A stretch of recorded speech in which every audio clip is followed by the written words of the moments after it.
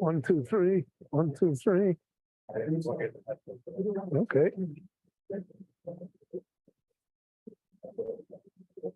Okay, let's see. 1, 2, 3. Yeah, let's. Hi, how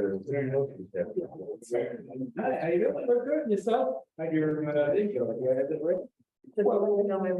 Hi, how are you? I had 6 months.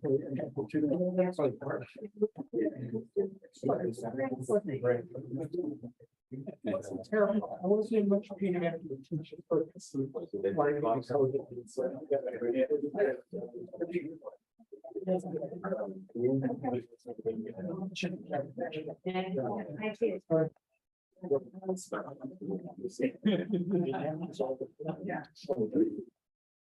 Okay. All right, we'll begin.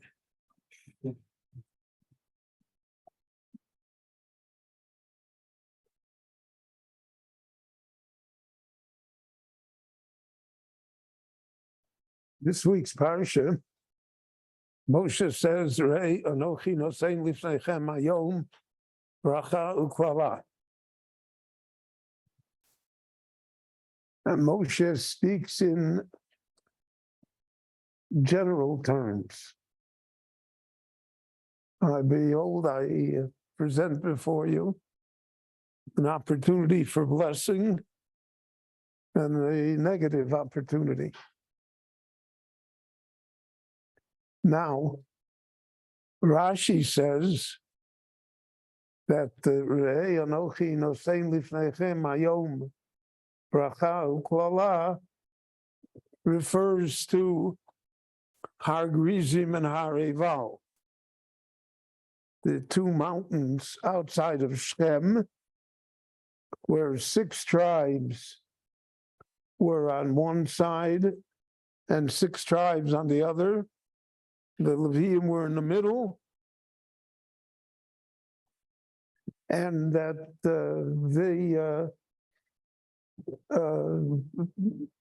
one side that said the Baruch, one side said the Orur, the V'yonov Omru Kol Ha'om Amein, and the Jewish people affirmed the blessings and the negative things as well. So Rashi limits Bracha Klola in the Parsha to this description. The Bracha Klola is limited to Har Grizim and Har Eval, and part of understanding it is that Moshe said, Re'ei, see. What can you see? You can't see bracha, you can't see klola. Can't see words. So if you say that bracha and klola refer to the 2 mountains, to the mountain from which the bracha was recited, and the mountain from which the klola was recited, so then the verb re'ei fits. Look, see, this mountain is bracha, and this mountain is klola. But if you want to follow a wider and broader interpretation of the words of bracha and klola, so then it's difficult to understand and to know what re'ei means, because that cannot be seen. Not only cannot be seen, many times in life we know that what we think is a bracha turns out not quite to be that way, and that what we originally thought was a negative thing turns out to be a most positive thing. So you can't define it. So then what does Re'eh mean? So those are the problems that are raised because of this Rashi. Rashi is quoting the Medrash, which is the Gemara. One of the most interesting things in this Parsha regarding all of this is the detail to which the Torah goes to describe where Har Gerizim and Har Evel exist. Elohim be'ivra Yarden Mizracha bevo Hashemesh. They're near Elone, they're near Shem, they're near Elone Mamre, More, Elon More.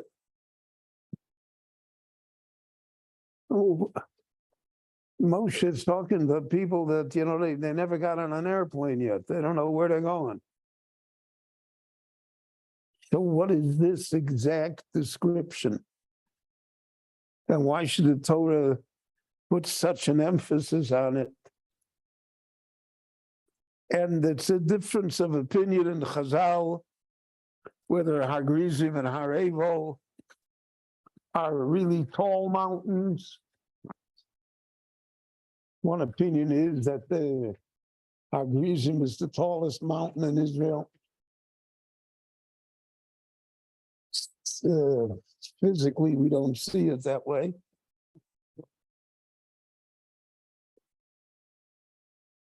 Or whether there were small hills outside of Shem. And if you're looking for a mountain to make a bracha, so why did they say Har Moriah, the Temple Mountain?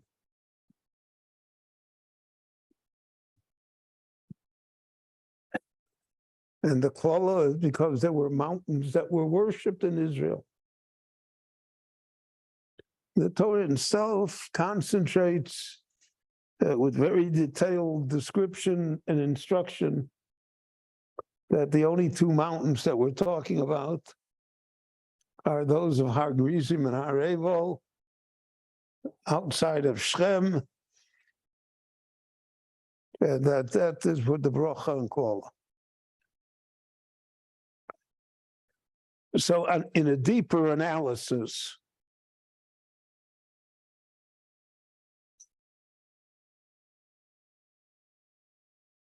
the city of Shem, Rashi already points out many times, is not a fortunate city for the Jewish people.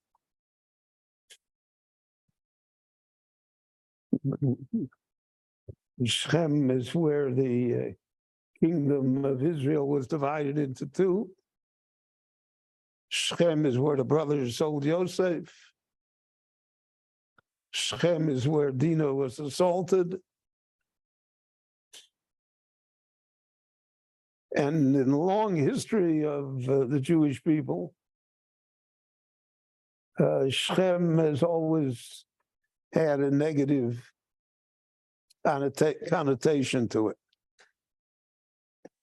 Today we know the Arab city of Nablus. We identify that with Shem. Nablus is taken from the Roman name Neapolis, meaning new city. We have all over the United States, in every state, a town that's called New City. Romans called something like Naples in Italy is Neapolis. There are cities all over the world that their name is New City. And in Arabic, the Latin, Neapolis, was corrupted to become the word Nablus, which is the name that it is widely known as today.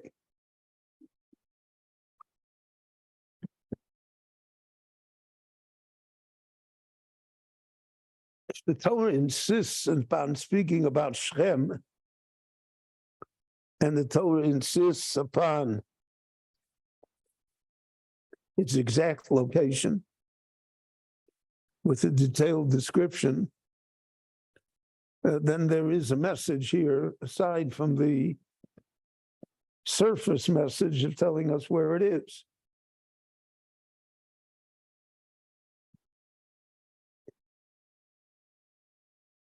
So the main event in the history of the city of Shem, Jewishly speaking, is the sale of Yosef by his brothers, and the beginning of the Golas Mitzrayim and the whole process of the Exodus, etc. The whole story begins at Shem.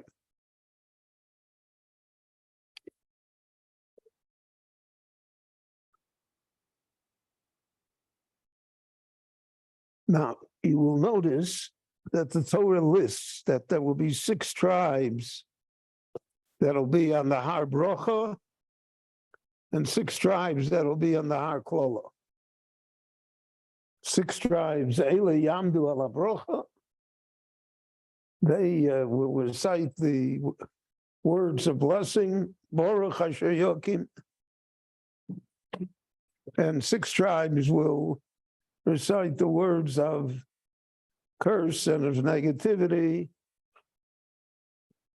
Or cursed is the person that behaves this way. So you have 6 and 6. The division of the 6 tribes and the 6 tribes is very strange. The tribes on the Brocha are Shimon and Yehuda and Yisachar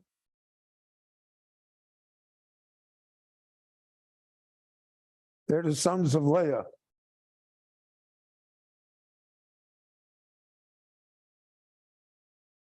Also, Yosef and Binyamin, sons of Rachel.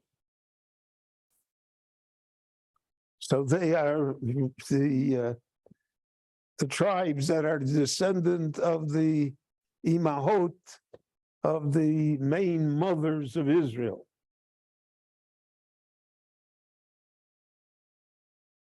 The 6 tribes that are on the Har Klola are the Bnei Ashfochot, the 4 tribes, Gad, Asher, Naphtali,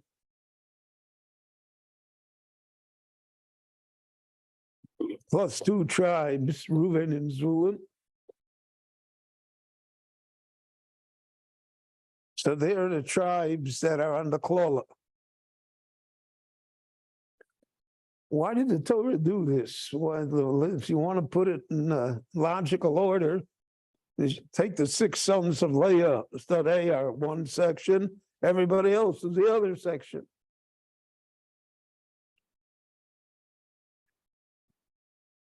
So the Mefarshim, when they looked into it, they said that here lies the story regarding Yosef.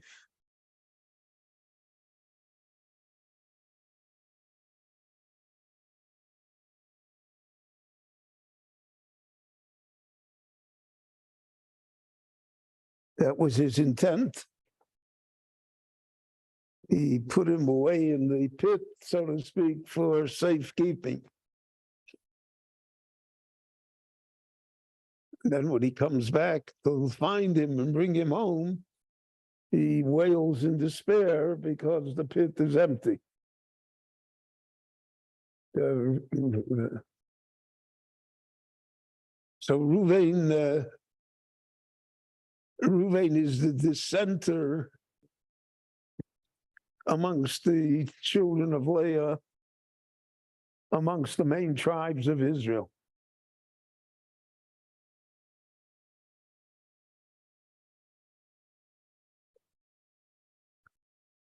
The Torah writes on him, "Vayatzilehu miyono." He tried to save it. The Bnei Hashvachot, Don, Naphtali, Gad, and Asher.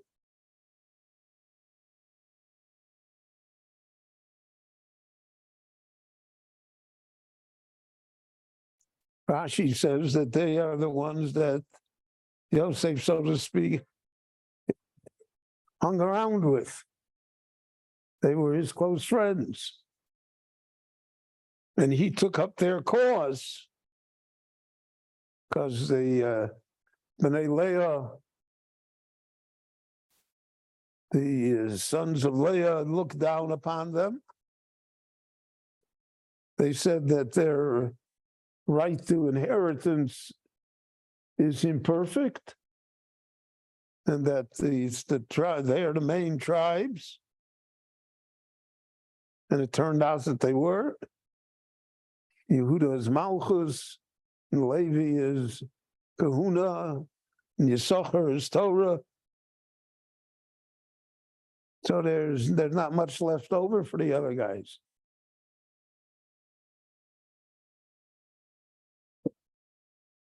So these 4 tribes were the ones that Joseph defended.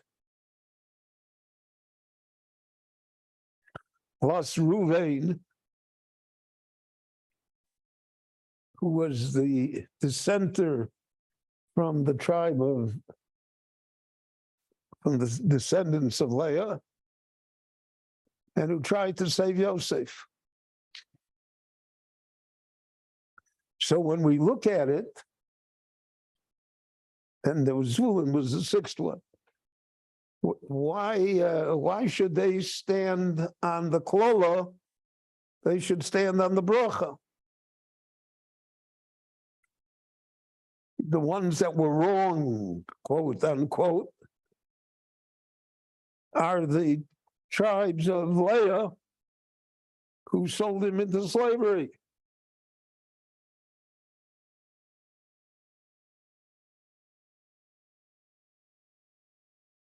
So they are the ones that should be the tribes that are identified with klola and not with bracha.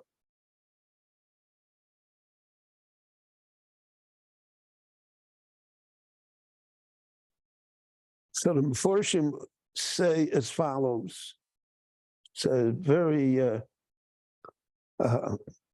sophisticated thought. And Judaism, if anything, requires sophistication. Somebody called me up today and he said that his son had an awful time in camp because the other boys there called him modern. And the boy wants to know what modern is. So I said, I imagine that that's what the Bnei Leah called the Bnei Hashvachot. Modern means not like me. I'm perfect, you aren't. I know exactly what to do, you don't.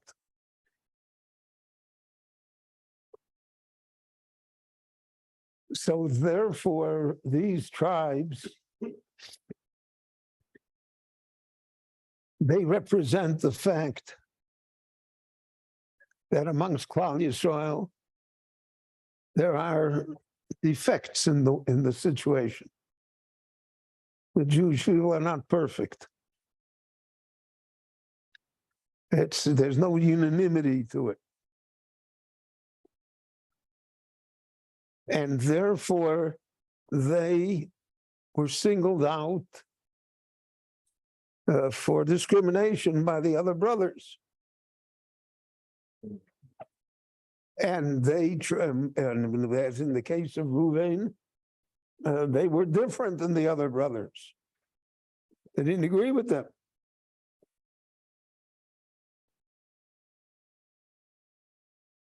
And the Meforshim also comment about Zvulun.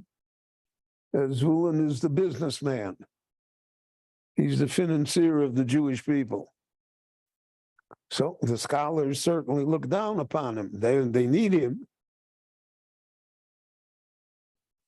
They covet his support, but they think that somehow is not respectable.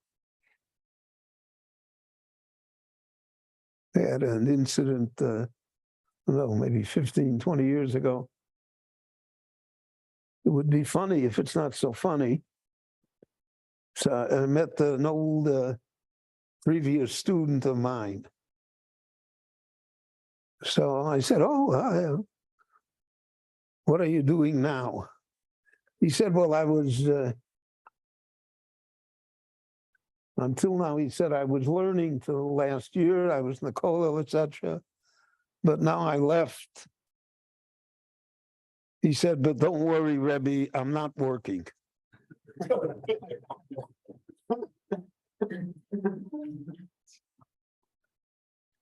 So there's a stigma to it. So they represent the klola, what people think is a klola.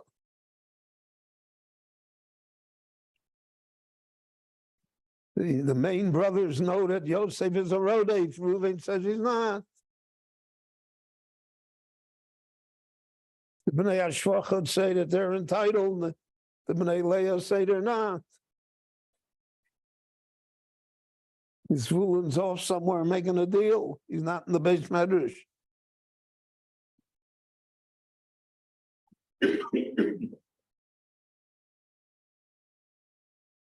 So the Torah said that the brocha and the kola go together.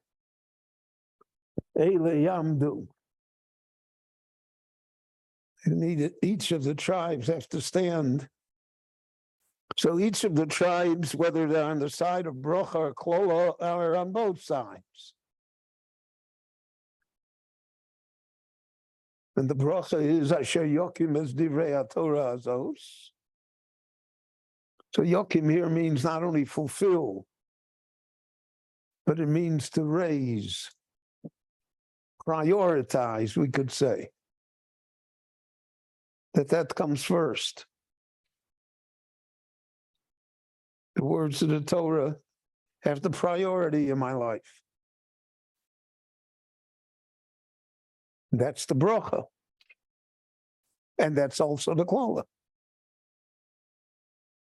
It's wrapped together. It's one idea. The idea of what is the central motive and mission in my life.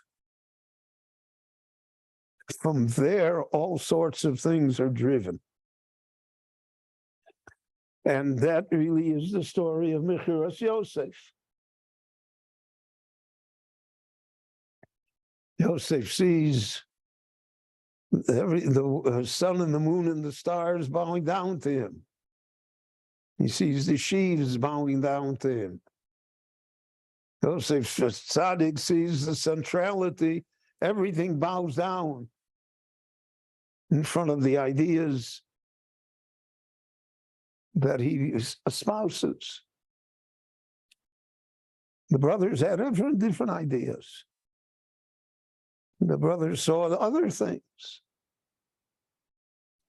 And they saw in the very things that Yosef saw as being pious and righteous, they saw in it as being dangerous, divisive, even violent against them.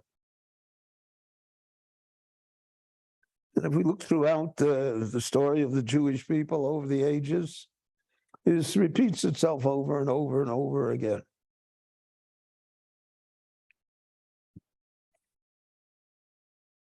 And if we look at the divisions that exist in Jewish society today, not only in Israel, but throughout the Jewish world, but especially here, because the main drama is here. So then we see that all of these differences still exist. And these attitudes still exist. And therefore, oftentimes we confuse what is a blessing and what is not.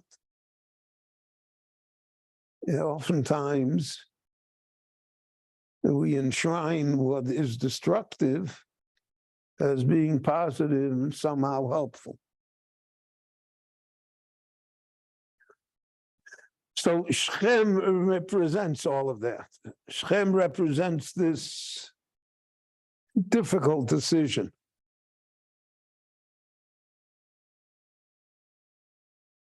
Therefore, the Tanakh points out to us, this is where Yosef was sold, and this is where 1,000 years later, the Jewish kingdom will split into two. And it's not hard to see a kingdom split into two, right? In a minor way, we see it all the time in Jewish society. Everybody makes their own institutions. And in making their own institution, they seem somehow impelled to defame the other institutions. But here in Israel, we see it played out on the political stage.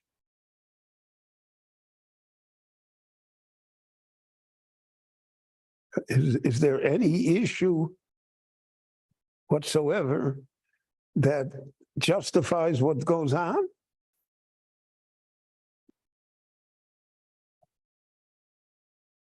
Vehemence?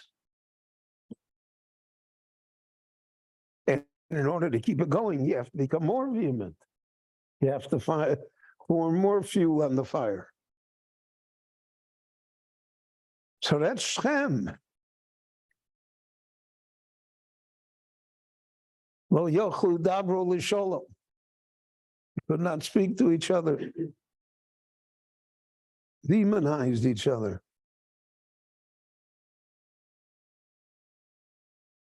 But the Torah described that to us way in the beginning, before we even entered the country the first time.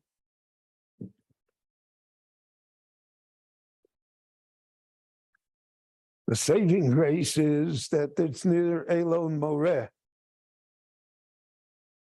which is where Avraham Avinu was. And Avraham Avinu represents the ability of reconciliation and a moderation of a far-sighted vision.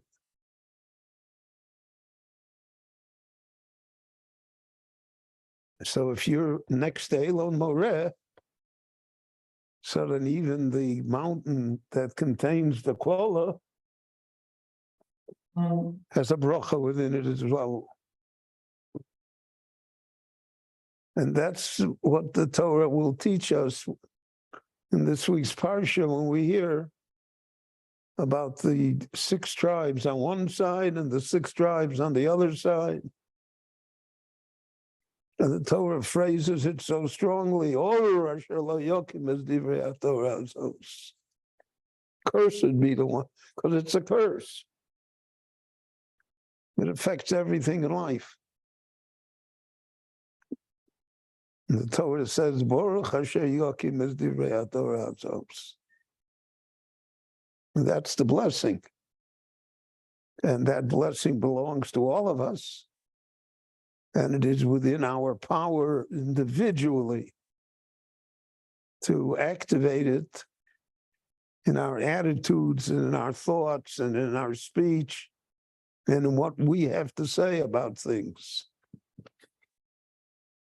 And somehow divorce ourselves from the sound and fury, the media, the politics, to see only the greatness of the Jewish people and the greatness of the observance of Torah. So Shabbat Shalom, everyone. Thank you for coming. It's supposed to be a very hot Shabbat, so keep cool. And the air conditioning will be on in shul, I'm certain. Thank you. Why would you have so 30? Why? Because Yaakov